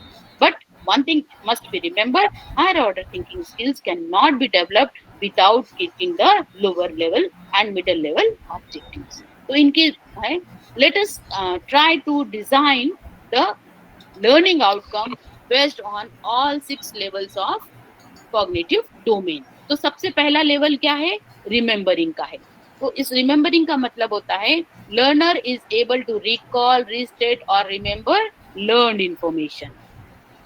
इसके अंदर जो हम एक्शन वर्ब्स या verbs use कर सकते हैं कि can student recall information like listing, identify, defining, describing, recognizing, locating, naming, retrieving, all these comes under the remembering. Remembering के लिए we can use ability to recall or remember facts about without necessarily understanding the term, like arrange, collect, define, describe, all these action verbs can be used. अब इसके ऊपर हम जब इस तरीके का लर्निंग आउटकम बनाते हैं तो वो लर्निंग आउटकम को हम जो क्वेश्चंस, कौन से क्वेश्चंस हैं जो ये हमको बताते हैं कि हमने लोअर ऑर्डर के क्वेश्चन पूछे हैं या हायर ऑर्डर के क्वेश्चन पूछे। यदि आप ये क्वेश्चन पूछते हो कि what happened after, how many, who was it that, name the following, find the definition of, describe what happened after, इस प्रकार के प्रश्न है ये कौन से हैं? ये लोअर ऑर्डर के क्वेश्चन हैं जो कि रिमेंबरिंग स्ट्रेन को ही केवल टच करते हैं। तो कुछ लर्निंग आउटकम्स जो मैं आपके सामने दिखा रही हूँ स्क्रीन पर दिखाई दे रहे होंगे, आपको ध्यान से देखिएगा कि आपको इस तरीके के लर्निंग आउटकम बनाने का मैं असाइनमेंट देने वाली हूँ। So learning outcomes for course in various disciplines हम बना सकते हैं। तो कुछ टर्मिनोलॉजी कॉमन होती है कि the student will be able to, ये क्यों लिख रहे हैं हम? क्योंकि जब हमसे पढ़ लेगा बच्चा तो वो क्या कर पाएगा। So student will be, whatever I am teaching will be my students will be able to recall genetic terminology, homozygous, heterozygous, phenotype, genotype, homologous, chromosome pair, etc. इसका मतलब क्या हुआ कि आपको अब ये जो एक लर्निंग आउटकम है इसके बेसिस पर, जैसे मैंने आपको बताया था कि आप अपना करिकुलम डिजाइन कर सकते हैं, क्या पढ़ाना है, कैसे पढ़ाना है और उसको असेस कैसे करना है, इसके बारे में ये पूरी आइडिया देता है। जैसे recall, student will be able to recall genetic terminology. इसका मतलब क्या हुआ? आपको बच्चों को जेनेटिक टर्मिनोलॉजी पढ़ानी है, उनको बताना है होमोजाइगस क्या होते हैं, हेटेरोजाइगस क्या होते हैं, जीनोटाइप क्या होता है, क्रोमोसोम्स पेयर एक्सेट्रा की जानकारी जब तक आप उनको नहीं देंगे तब तक वो इन्फॉर्मेशन को रिकॉल नहीं कर पाएगा। फिर आपको कैसे पढ़ाना है ये भी आपका ऑब्जेक्टिव डिसाइड करता है। एक और लेते हैं कि student will be able to identify and consider ethical implications of scientific investigations। इसका मतलब क्या हुआ? इसको यदि हम एनालाइज करने की कोशिश करें तो हमको उन बच्चों को एथिकल साइंटिफिक इन्वेस्टिगेशंस क्या होते हैं, साइंटिफिक इन्वेस्टिगेशंस करते समय उसमें कौन कौन से एथिकल चीजों का ध्यान रखना होता है, ये सब हमारा कंटेंट होना चाहिए। कंटेंट होने के साथ साथ हमको यदि इसके ऊपर क्वेश्चंस भी बनाना है तो ये हमको आइडिया देते हैं कि we can ask such type of questions. तो certain demonstrative evidence of remembering या knowledge that is lower most, और क्लासरूम में इसका सबसे कम उपयोग करना या क्वेश्चन पेपर में इस तरीके के रिमेम्बरिंग को सबसे कम यूज करना बहुत जरूरी होता है। सेकंड आता है understanding. Student grasp meaning of information bye interpreting and translating, that is can student explains ideas और concept, classifying, comparing, exemplifying, explaining, interpreting, summarizing, all this comes under the understanding. इसके action verbs, ability to understand and interpret learned information. We can use certain action verbs like associate, change, clarify, classify, construct, contrast, convert, like that can be used. Then questions, that is understanding stem से explain why this happened, write in your own words, how would you explain, write a brief outline of a particular process, what do you think could have happened next, then what was the main idea, clarify, illustrate। ये तरीके के जो प्रश्न हैं ये केवल understanding stem को समझ के लेवल तक ही छात्र को की कैपेबिलिटीज को आइडेंटिफाई कर पाते हैं। तो सर्टेन कोर्स आउटकम्स या डिमॉन्स्ट्रेटिव एविडेंस जिसको हम बोलते हैं अंडरस्टैंडिंग के, the student will be able to differentiate between civil and criminal law. तो दैट इज, इसका मतलब क्या हुआ, क्यों ये अंडरस्टैंडिंग लेवल है, क्योंकि बच्चे ने सिविल लॉ भी पढ़ा होगा, क्रिमिनल लॉ भी पढ़ा होगा, तभी वो उन दोनों के बीच में डिफरेंशिएट कर पाएगा। Then let us move again applying. Applying का मतलब होता है student make use of information in a context different from one in which it was learned. मतलब novel application या application of the learned concept. Can student use information in another familiar situation? That means implementing, using, carrying out, execution, all these. इसके लिए हम action ability to use learned material in new situation, like put ideas and concept to work in solving problems. जैसे apply, assess, calculate, change, choose, complete, all these action verbs can be used for framing the learning outcome of application level. कुछ questions जो आपको जज करते हैं कि वो application level पर पहुंचा कि नहीं, explain another instance where, group by characteristics such as which factor would you change if, what questions would you ask from the information given, develop a set of instruction about patient management, like that. इस तरीके के यदि आप प्रश्न पूछते हैं तो कहीं ना कहीं उसको कॉन्सेप्ट पता होगा, उस कॉन्सेप्ट के वेरियस एस्पेक्ट्स पता होंगे, अंडरस्टैंडिंग होगी उसकी, then only he will be able to apply. So certain demonstrative evidences, certain learning outcomes, the student will be able to construct a timeline of significant events in the history of India in the 19th century. Student will be able to apply knowledge of infection control in the maintenance of patient care facilities. तो ये यदि है तो इसका मतलब क्या हुआ कि what are the different types of infection can occur, how to control that, ये सब यदि वो प्लान कर लेता है तो इसका मतलब he is at the level of application. Next is the analyzing. Student breaks learned information into its part to best understand that information. Like, can a student break information into parts to explore understanding and relationship? Attributing, comparing, deconstructing, finding, integrating, organizing, all these types of learning outcomes can be made for the analyzing. Like analysis का मतलब होता है ability to break down information into its component, look for interrelationships and ideas. So understanding of organizational structure, we can use certain action verbs. हम कुछ action verbs का प्रयोग कर सकते हैं जैसे analyze, appraise, arrange, break down, calculate, categorize, criticize, deduce, determine. All these types of learning outcomes can be used. All these types of action verbs can be used for framing the learning outcome.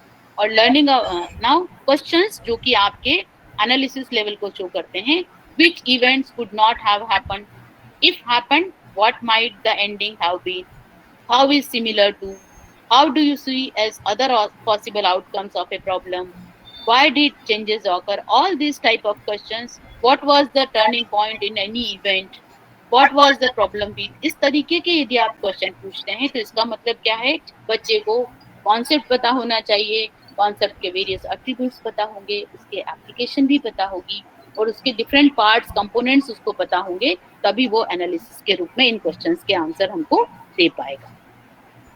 Then certain learning outcomes based on analysis level, the student will be able to analyze why society criminalizes certain behaviors. Student will be able to compare and contrast the different electronic business models. Then student will be able to categorize the different areas of specialization in specialized interest within dentistry. Student will be able to calculate gradient from maps in meter, kilometer, percentage and ratio. तो इस तरीके के यदि हम learning outcome बना रहे हैं तो इसका मतलब क्या हुआ? इसका मतलब हुआ कि हमने उससे हायर लेवल पर है वो, और वो एनालाइज कर पाता है चीजों को. Then fifth one is evaluating. Student make decision based on in-depth reflection, criticism and assessment. Like can a student justify a decision or a course of action? जैसे checking, critiquing, hypothesizing, judging, monitoring, testing, like that conditions.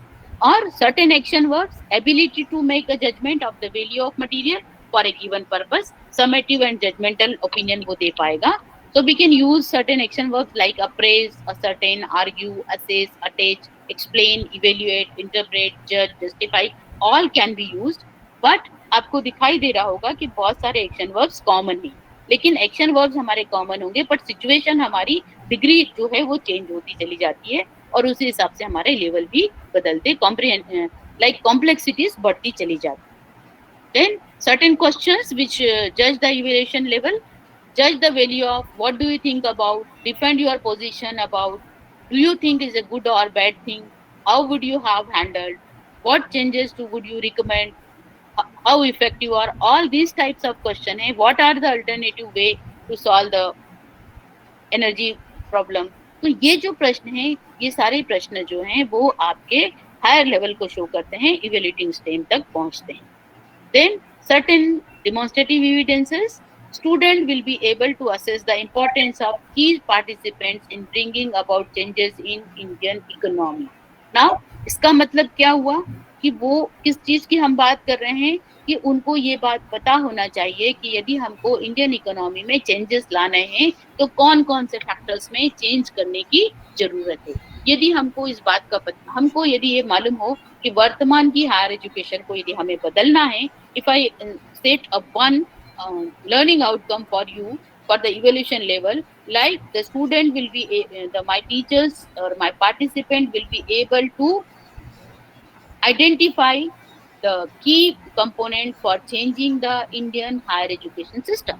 तो इसका मतलब क्या हुआ, आपको क्या क्या पता होना चाहिए, लाइक आपको एग्जिस्टिंग हायर एजुकेशन सिस्टम पता होना चाहिए, उस हायर एजुकेशन सिस्टम के क्या क्या ड्रॉबैक्स हैं, वो किस तरीके से उसको हम एनालाइज करें, किस तरीके से उसमें हमको क्या क्या एविडेंसेस हैं जिससे हम चेंज को एक्सपेक्ट करते हैं. तो ये जो है ये इवैल्यूएशन स्टेम की तरफ जाता है, right.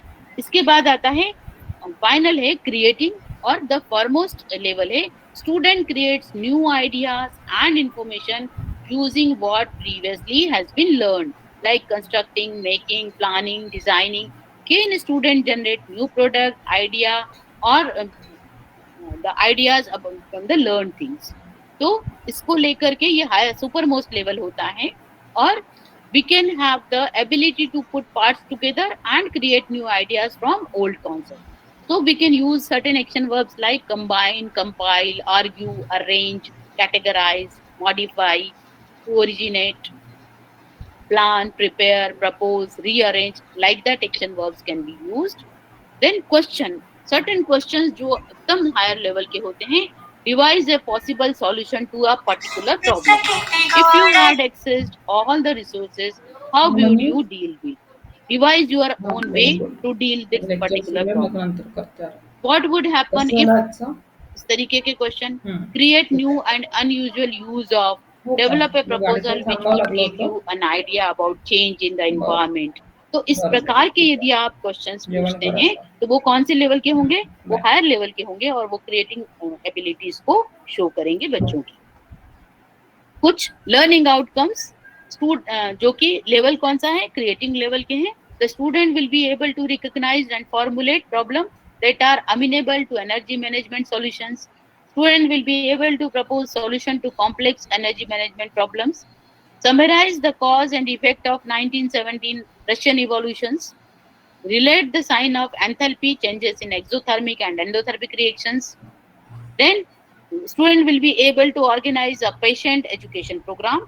If such type of learning outcomes you will frame, of course you have to focus on what to teach, how to teach and how to evaluate. तो इस प्रकार से जब हम क्लासरूम में लर्निंग आउटकम या कोर्स आउटकम्स डिजाइन करते हैं और कोर्स आउटकम्स को क्लासरूम में इम्प्लीमेंट करते हैं तो ऑटोमेटिकली हमारा टीचिंग का लेवल भी बढ़ता है, हमारा टीचिंग लर्निंग प्रोसीजर भी चेंज होती है और असेसमेंट मेथड भी हमारी इवॉल्व होती है. सो क्वेश्चनिंग की यदि हम बात करें तो लोअर लेवल के questions based on remembering, understanding and lower level application level. Lower level questions evaluate only students' preparation and comprehension. They diagnose student strength and weakness. They can only help to review or summarizing content. Whereas higher level questions require complex application, analysis, evaluation or creation skills. Higher level questions encourage students to think more deeply and critically. They facilitate problem solving. They encourage discussion, and higher level questions stimulate student to seek information in their own way. अपने आप information सीख करने के लिए student motivate होते हैं. तो question papers में या classroom questioning should always be focused on higher order development of higher order thinking skills. So you have to frame higher level questions more and more. Say I can say most of them you may be involved in the designing of question paper. So you have to use only 20 to 30% question of the lower level. Rest of the question should focus on development of higher order thinking skill. Say 20 to 30% on lower level. Again 30% questions on middle level and 40% questions on development of higher level thinking skills like evaluation and creating. तभी हम अपने बच्चों में quality thinking की abilities को develop कर पाएंगे. दूसरे जो 2 डोमेन हैं जिनका काम ब्लूम कभी कंप्लीट नहीं कर पाए, affective domain is deals with the feeling concern with value issues. It involves attribute like हमने समझा. Receiving means willingness to receive information. Responding means active participation in own learning. Valuing in commitment to a value. Thoughts, morals, organization, comparing, relating, synthesizing values. Characterization means integration of beliefs, ideas and attitude. तो ये चीजें हमको develop करने के लिए इसको भी हमें क्लासरूम के अंदर यूज करने की जरूरत होती है. सिमिलरली अफेक्टिव डोमेन के लिए we can use certain action verbs like appreciate, accept, assist, attempt, challenge. Like that discuss, embrace, all these things can be used for development of proper affective domain, or we can say proper liking and disliking of a student towards a particular thing. Then psychomotor domain, we call it doing domain. This work never completed by Bloom involves coordination of brain and muscular activity. Active verbs were this domain like band, grasp, handle, operate, perform, reach, relax. Student will be able to handle the machine part of a particular, or student will be able to repair some parts of a machine. Like that can be type of question. Learning outcomes can be fail. Perform can be developed. Perform skillfully. Like that can be used. So for a competent individual, we need to focus on knowledge, skills and attitude. That means ये जरूरी नहीं कि केवल knowledge होना होगा. Knowledge के साथ साथ राइट स्किल्स और राइट एटीट्यूड होगा, तभी हम एक कॉम्पिटेंट इंडिविजुअल डेवलप कर पाएंगे. If we expect our graduates should be competent enough to survive in this competitive world, we have to focus on development of knowledge, attitude and skills. All these 3 domains को जब तक आप development की तरफ ध्यान नहीं देंगे, तब तक आपके स्टूडेंट में कॉम्पिटेंसी रिक्वायर्ड लेवल की डेवलप नहीं हो पाएगी. सो एक लर्निंग आउटकम एक विषय को लेकर के आपको पूरे 6 लेवल के आपको स्क्रीन पर दिखाई दे रहे होंगे, जो कि एक ग्लिम्स है कि आपको भी इस तरीके से बना सकते हैं. जैसे पहला डिफाइन द टर्म इनर्शिया. ये कौन सा लेवल हुआ? Can anyone will tell me? Am I audible? Am I audible? Yeah. तो डिफाइन द टर्म इनर्शिया मतलब क्या हुआ? What he will do? learning level primary level. Yes, Q1 क्योंकि उसने सिर्फ डेफिनेशन को रटा और उसको लिख दिया, ठीक है। Then state Newton's first law of motion. अब क्या हुआ, उसने फर्स्ट लॉ ऑफ मोशन को थोड़ा सा समझा और उसको उसने लिख दिया। Explain the law with example. इसका मतलब क्या हुआ, उस लॉ के साथ को रिलेट करते हुए उसने कुछ एग्जाम्पल्स आपके सामने कोट किए हैं। अब आप ये जज कर सकते हैं कि application. Then solve problem using the law first law of motion. इसका मतलब क्या हुआ, उसने पूरा कौन सा लेवल हुआ, ये एनालिसिस लेवल। क्यों एनालिसिस हुआ, क्योंकि उसने उस लॉ को समझा, उसके सारे कंपोनेंट्स को सीखा, उसके एग्जांपल्स को समझा और उन एग्जांपल्स के यूज के आधार पर उसने प्रॉब्लम को सॉल्व किया। Then identify situation from daily life that they can explain with the help of this law. इसका मतलब क्या हुआ, day to day life, yes, उस डे टू डे लाइफ में वो कहाँ पर उसका यूज कर रहा है, वो कैसे इवेल्युएट कर रहा है, उसको समझा। Then apply the knowledge of inertia to problem from daily life. आपके दैनंदिन जीवन में आने वाली समस्याओं को आप फर्स्ट लॉ ऑफ मोशन से कैसे सॉल्व कर सकते हैं। दैट मीन्स ये क्या हुआ, ये क्रिएटिव लेवल का हुआ। तो इस प्रकार के लर्निंग आउटकम्स आप सभी को बनाना है। अब जो भी विषय पढ़ा रहे हैं उसका कोई एक टॉपिक ले लीजिए और उस टॉपिक के ऊपर इस प्रकार के लर्निंग आउटकम पूरे 6 लेवल के बना दीजिए और प्रीति मैडम को आपको सबमिट कर दीजिएगा। That will be a one type of assignment from my, right? Okay, जब भी हम लर्निंग आउटकम्स लिखते हैं उसके लिए कुछ advice. Learning outcome should be clearly written so that they are understood by student, colleagues and external examiner. Focus on what you expect a student to be able to demonstrate upon completion of the module or program. Start with, on successful completion of this module, student should be or would be able to do this. Avoid complicated sentences. If necessary, use one then one sentence to ensure clarity. General recommendations: 5 to 8 learning outcome per module आपको बनाना चाहिए। हर module के लिए कम से कम 5 से 8 learning outcome आपके बनना चाहिए और ज्यादातर learning outcome higher order thinking skill से रिलेटेड होना चाहिए। Then checklist for writing learning outcome for module. Have I begun each outcome with an active verb. क्या मैंने बराबर एक्टिव वर्ब लिखा है? Have I avoided terms like know, understand? क्यों be familiar with, be expose to, be acquainted with, be aware of the appreciate. क्यों इनको avoid करना है? क्योंकि यदि आपने लिखा कि student will be able to know, then how you will जज वेदर ही इज नो और नॉट, राइट? तो इसकी जगह हम क्या लिख सकते हैं term? Student will be able to write, student will be able to explain. Understand means how you will जज अंडरस्टैंड, कैसे आप जज करेंगे, कैसा क्वेश्चन फ्रेम करेंगे। तो कुछ शब्दों को अवॉइड करना है जिसको आप मेजरेबल नहीं हो, तो इसीलिए आपको लर्निंग आउटकम मेजरेबल टर्म्स में लिखने के लिए बोला जाता है। Have I included learning outcome across the range of levels of Bloom's taxonomy? Are my outcomes observable and measurable? जैसे मैंने आपको बताया कि student will be able to understand. अब अंडरस्टैंड को आप मेजर कर सकते हैं क्या? क्या उसको आप ऑब्जर्व कर सकते हैं क्या? समवेयर आप कब करेंगे, कोई ना कोई एक्टिविटी कराएंगे तभी आपको उसकी अंडरस्टैंडिंग समझ में आएगी। So instead of writing understanding, you can have to write such type of action verb which shows that particular activity, right?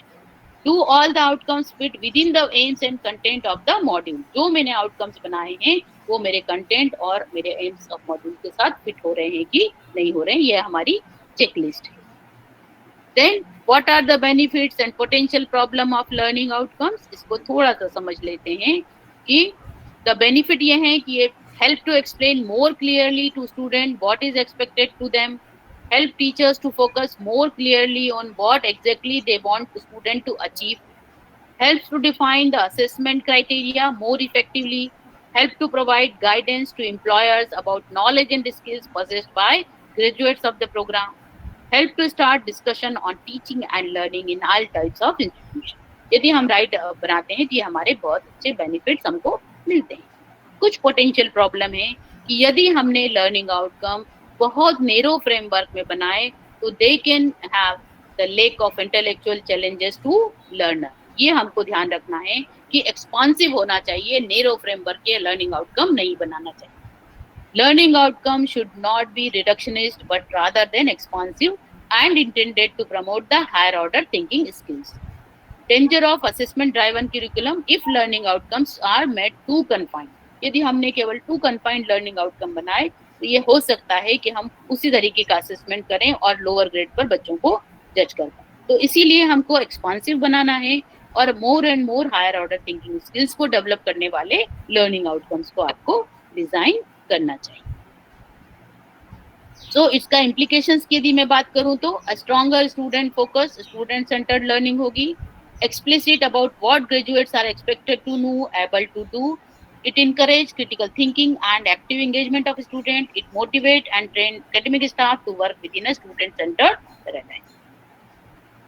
Then a question: which should come first, program or module learning outcome? सबसे पहले आप क्या लिखेंगे? Learning outcome पहले लिखेंगे या program पहले design? This is the question to you. program and then module. Learning outcome. Yes, wonderful. आप सबसे पहले क्या बनाएंगे?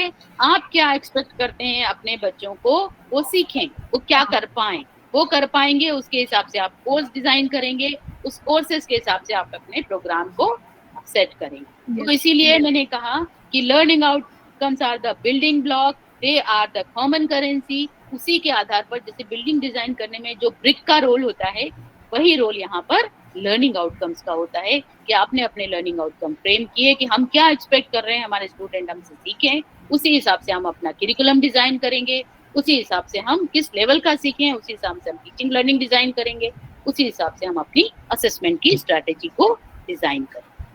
So let's practice. One question मैंने आपको दिया है कि आपको एक कोई भी लेना है टॉपिक और उसके ऊपर ऑल 6 लेवल के लर्निंग आउटकम्स बनाना है. So thank you so much for patient hearing for the 2 sessions. If you have any queries, you can ask me. मेरे पास 5 मिनट का समय है, हम उसके ऊपर इन प्रॉब्लम को सॉल्व कर सकते हैं यदि आपको मुझसे कुछ पूछना है.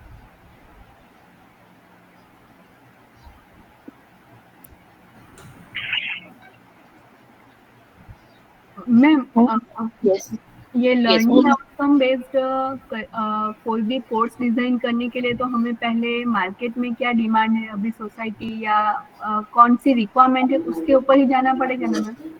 हाँ, देखिए मैम, सबसे जो महत्वपूर्ण मुद्दा है इसके अंदर वो यही है कि हम लोग क्या करें, हम इस प्रकार के अपने लर्निंग आउटकम्स को डिजाइन करें जिससे कि हमारे जो हम जो लर्निंग आउटकम्स डिजाइन करें तो ओबी जब आप फ्रेमवर्क लागू करते हैं तो ओबी फ्रेमवर्क में हमारा क्या होता है, हमको अपना सोसाइटी की क्या रिक्वायरमेंट है उस सबको ध्यान में रखते हुए हमको अपना विजन डेवलप करना है, मिशन डेवलप करना है, प्रोग्राम डिजाइन करना है और प्रोग्राम में क्या चाहिए, किस प्रकार प्रोग्राम आउटकम्स के बाद किस प्रकार के ग्रेजुएट्स हमको चाहिए, उस प्रकार के ग्रेजुएट्स बनाने के लिए हमको कैसा प्रोग्राम डिवाइड करना पड़ेगा.